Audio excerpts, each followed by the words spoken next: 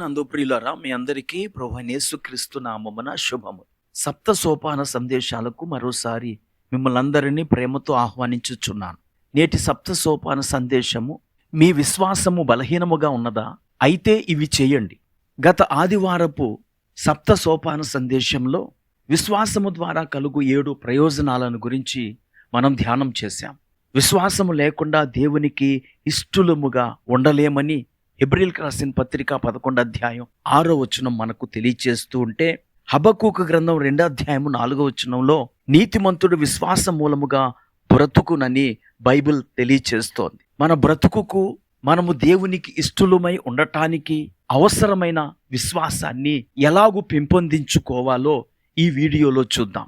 మనకు ఈ లోకములో ఏదైనా అవసరమైనప్పుడు దానిని పొందుకోవటానికి దానిని కలిగి ఉన్న వారి దగ్గరికి వెళ్తాం. విశ్వాస విషయంలో కూడా అంతే. మన దేవుడు విశ్వాసమునకు కర్తయు దానిని కొనసాగించువాడు అని హెబ్రీయులకు రాసిన పత్రిక 12వ అధ్యాయము 2వ వచనంలో చూస్తాం. మన దేవుడు author and finisher of faith. మనము మన విశ్వాసాన్ని పెంపొందించుకోవటానికి మనము చేయవలసిన మొదటి పని దేవుని వాక్యమును వినుట. రోమీయులకు రాసిన పత్రిక 10వ అధ్యాయము 17వ వచనంలో కాగా వినుట వలన విశ్వాసము కలుగును అని బైబిల్ తెలియచేస్తోంది. గనుక మనము విశ్వాసాన్ని అభివృద్ధి చేసుకోవటానికి దేవుని వాక్యాన్ని చదవాలి లేదా వినాలి. విశ్వాసులమైన మనం ప్రతిరోజు కనీసం 20 నిమిషాలైనా దేవుని వాక్యాన్ని తప్పక చదవాలి. రెండవదిగా, మన విశ్వాసాన్ని అభివృద్ధి చేసుకునే రెండవ మార్గము స్థిరమైన ప్రార్థనా జీవితం.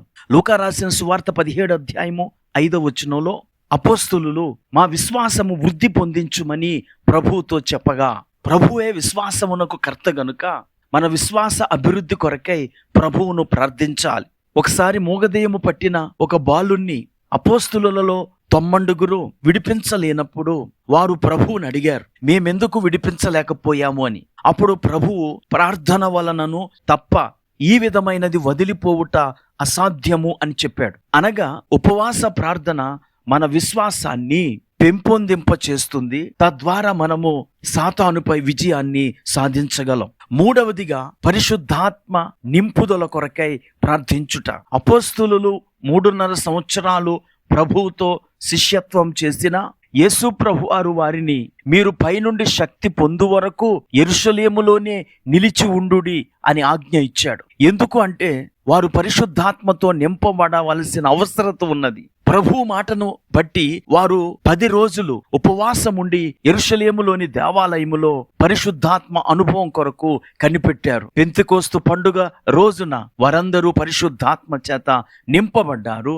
ఆ పరిశుద్ధాత్ముడు వారికి విశ్వాసాన్ని అభివృద్ధి చేశాడు. గలతీయులకు రాసిన పత్రిక 5వ అధ్యాయము 22వ వచనములో ఆత్మ ఫలము విశ్వాసము అని చెప్పబడింది. అలాగే కొరింథీయులకు రాసిన మొదటి పత్రిక 12వ అధ్యాయము 9వ వచనంలో ఆత్మ ద్వారా విశ్వాసము అని విశ్వాస వరమును గురించి చెప్పబడింది. కనుక ఈ 2 వచనములను బట్టి చూస్తే విశ్వాసము ఆత్మ వరమై ఉన్నది మరియు ఆత్మ ఫలమై ఉన్నది. గనుక మనము పరిశుద్ధాత్మ చేత నింపబడినప్పుడు మనలో విశ్వాసము అభివృద్ధి చెందుతుంది. 4వదిగా, మన విశ్వాసము అభివృద్ధి చెందుటకు మనము చేయవలసిన 4వ పని దేవుని ఉపకారములను గుర్తు చేసుకోవటం. వెనుకటికి ఒక సహోదరి తనకు కలిగిన బాధలను బట్టి విచారముతో దైవ సేవకుని దగ్గరికి వచ్చిందంట. ఇక నా జీవితం వ్యర్థమని, ఇక చావు తప్ప నా సమస్యకు పరిష్కారం లేదని ఆమె దైవజనుని దగ్గర వాపోయింది. అప్పుడు ఆ దైవ సేవకుడు, అమ్మా నేను ఒక పని చెప్తాను, నీ ఒక పేపరు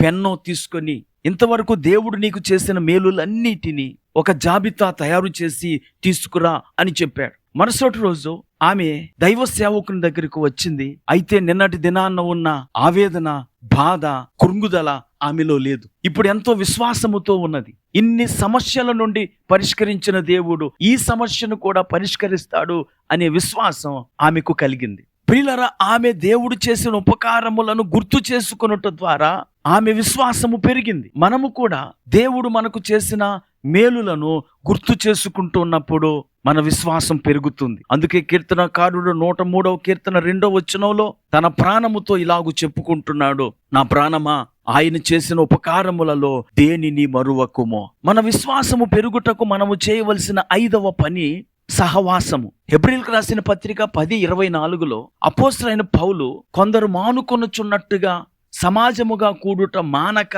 అని హెచ్చరిక చేస్తున్నాడు. దేవుని బిడ్డలు సహవాస ప్రార్థన, ఆదివారము గాని ఉపవాస కూడికలో గాని అందరూ కలిసి ప్రార్థన చేసినప్పుడు ఆ ప్రార్థన ద్వారా మన విశ్వాసము పెరుగుతుంది.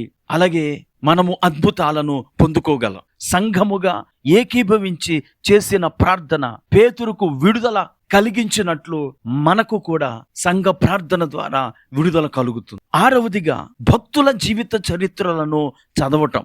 హెబ్రీయులకు రాసిన పత్రిక 12:1 ఇంత గొప్ప సాక్షి సమూహము మేఘము వలె మనలను ఆవరించి ఉన్నందున అంటాడు హెబ్రీయులకు రాసిన గ్రంథకర్త. అలాగే ఫిలిప్పీయులకు రాసిన పత్రిక 3:17 మేము మీకు మాదిరి అయి ఉన్న ప్రకారం నడుచుకుని వారిని గురిపెట్టి చూడుడి అని పౌలు సూచిస్తున్నాడు. కనుక బైబిల్ గ్రంథంలోని భక్తులను, విశ్వాస వీరులైన మన సమకాలీన భక్తులను కనిపెట్టి చూచుట ద్వారా మన విశ్వాసము అభివృద్ధి చెందగలదు. వారి జీవిత చరిత్రలు చదువుట ద్వారా మన విశ్వాసం పెరుగుతుంది. ఉదాహరణకు విశ్వాస వీరుడైన జార్జ్ ముల్లర్ గారి యొక్క జీవితాన్ని చదివినప్పుడు, ఆ అనాథాశ్రమాలను నిర్వహించుటలో దేవుడు చేసిన ఆశ్చర్యకరమైన అద్భుతాలను మనము చదివినప్పుడు మనలో కూడా విశ్వాసము పెరిగి అలాంటి కార్యముల కొరకు మనము కూడా ఎదురు చూస్తాం. చివరిగా ఆచరణలో పెట్టటము ద్వారా విశ్వాసము పెరుగుతుంది. యాకోబు పత్రిక 2:7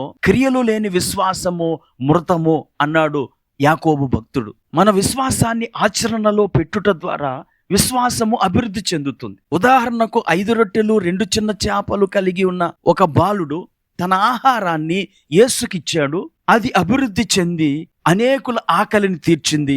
12 గంపలు మిగిలాయి. దేవునికి మనము ఇచ్చినప్పుడు అది అభివృద్ధి చెందుతుంది, మనకు ఆశీర్వాదం కలుగుతుంది, తద్వారా మన విశ్వాసం పెరుగుతుంది. అలాగే రోగుల కొరకు ప్రార్థన చేసినప్పుడు, విశ్వాసముతో బోధించినప్పుడు, లేదా విశ్వాసంతో సాక్ష్యం చెప్పినప్పుడు దేవుడు మన విశ్వాసాన్ని ఘనపరిచి అద్భుత కార్యములను ఆయన జరిగిస్తాడు.